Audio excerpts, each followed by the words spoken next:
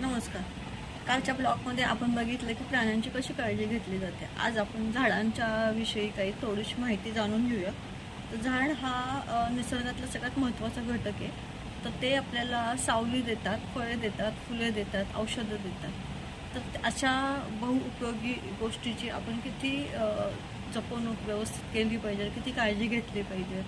प्रत्येक नागरिकाचं एक काम आहे. तर गव्हर्नमेंटनी, काही लोकांनी जे झाडांवर प्रेम करतात किंवा सोसायटीमध्ये आजूबाजूला शेतामध्ये वगैरे खूप लोकांनी भरपूर झाडं लावलेली आहेत. तर ते त्यांच्या परीने काळजी पण घेतात. पण काही ठिकाणी असं दिसतं की ते म्हणजे नुसते झाडं लावली जातात, पण त्याचं पुढे संगोपन नाही केलं जात. फक्त गव्हर्नमेंटचं आणि काही लोकांचंच ते काम आहे का? तर आपण पण एक समाजाचा घटक आहे. तर प्रत्येकाने पुढे आलं पाहिजे ह्याच्यासाठी, तर त्यांची काळजी घेण्यासाठी.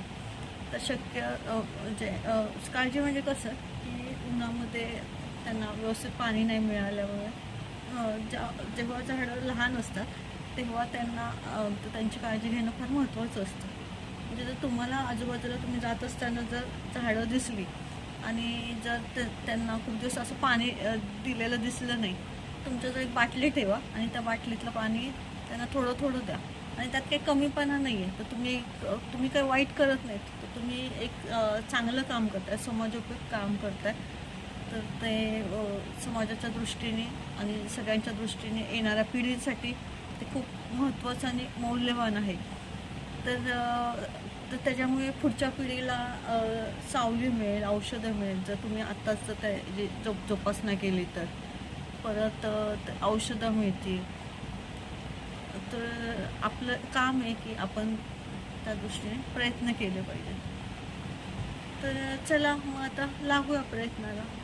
तर तुमच्याबरोबर माझी पण ती जबाबदारी आहे की मी फक्त बोललं नाही पाहिजे, मी पण ते करून दाखवलं पाहिजे. चला सगळ्यांनी मिळून करूया. नमस्कार.